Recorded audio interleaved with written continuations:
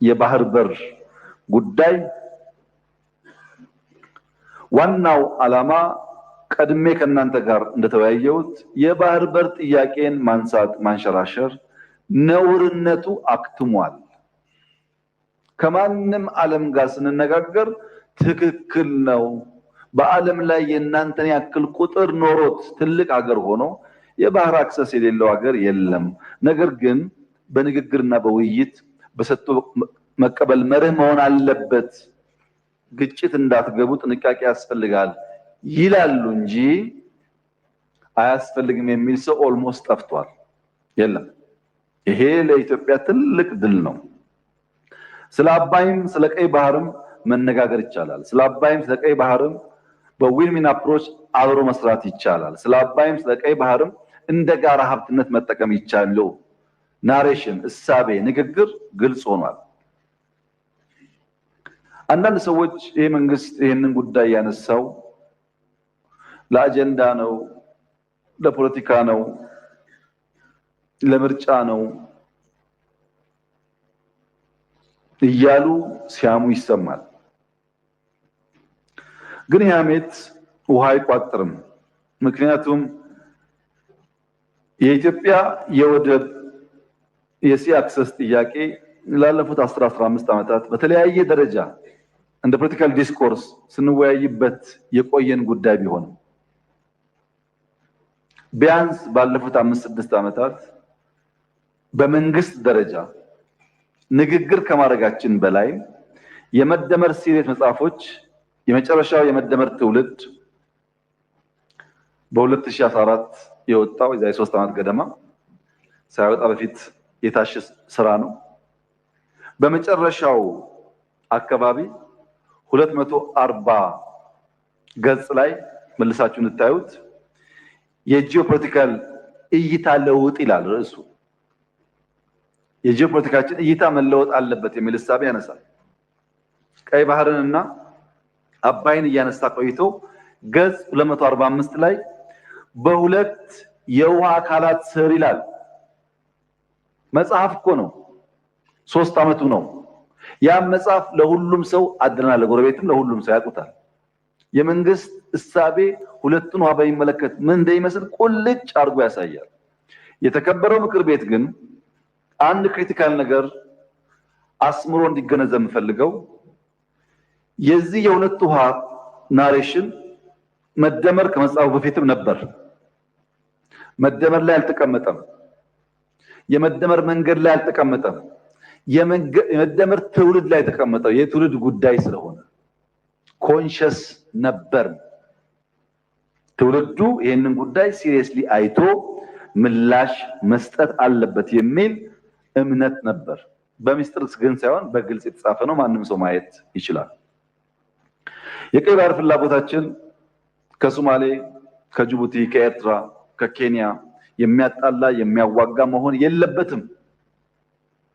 የጋራ ሀብት ነው። 5000 ኪሎ ሜትር ሲሾር አለ እዚች ቀጠና ውስጥ ለሁላችን በቂ ነው። ተነጋግረን ተግባብተን ሁሉ ተጠቃሚ በሚያደርግ መንገድ መፈጸም ይቻላል። ሰሞኑን ከኤርትራ መንግስት ጋር ግጭት ይፈጠራል የሚል ስሞታዎች ይሰማሉ። ለተከበረው ምክር ቤት፣ ለኢትዮጵያ ሕዝብ፣ ለኤርትራም ሕዝብ እና መንግስት በዚህ ምክር ቤት ፊት ቆሜ ላረጋግጥም ወደው ኢትዮጵያ ለቀይ ባህር ስትል ኤርትራን የመውረር ፍላጎት የላትም። ያላት ፍላጎት እንነጋገር ነው። እንነጋገር፣ ሰጥቶ መቀበል ባለበት መርህ፣ ህዝቦች በሚጠቅም መርህ፣ በገበያ መርህ ይሄንን ችግር እልባት እናበጀለት። ዝም ብለን ብናልፈው ዛሬ ነገ ጦስ ያመጣብናል። እንጋፈጠው፣ እንወያይ ነው እንጂ እንዋጋ አይደለም። ውጊያም አያስፈልግም። ብዙ ክሶች ይሰማሉ። አብዛኛው ክስ ውሃ አይቋጥርም። የኤርትራ ህዝብ ወንድም ህዝብ ነው። የኤርትራ ህዝብ ምስኪን ህዝብ ነው።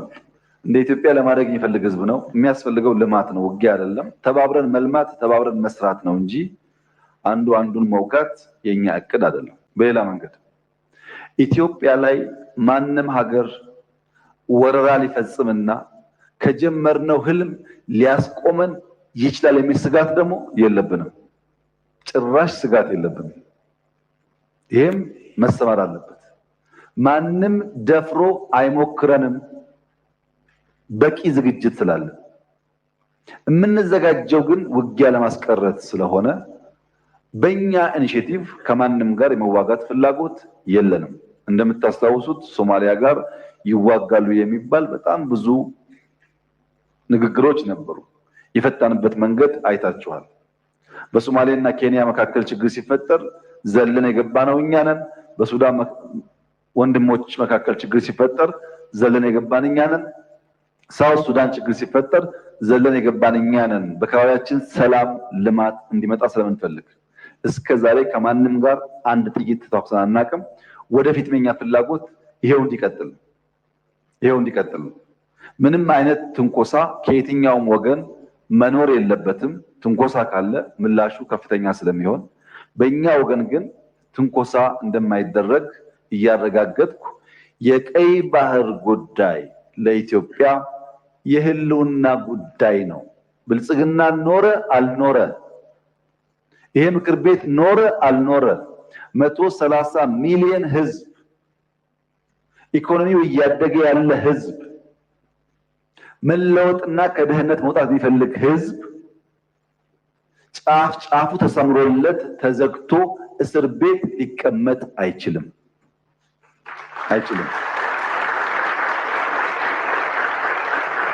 ይሄን ማንም ሰላም ወዳድ ነኝ የሚል የዓለም መንግስት፣ ግለሰብ፣ ቡድን ከወንድሞቻችን ጋር አነጋግሮን በህግ አግባብ በቢዝነስ ተርም የኢትዮጵያ ጥያቄ ምላሽ እንዲያገኝ ወንድሞቻችን ተጠቃሚ እንዲሆኑ የሚያስችል አሚካብል ሶሉሽን እንዲፈጠር ለመላው ዓለም ጥሪ እናቀርባለን። እኛ የምንፈልገው በሰላም ችግራችን እንዲፈታ ማድረግ ነው።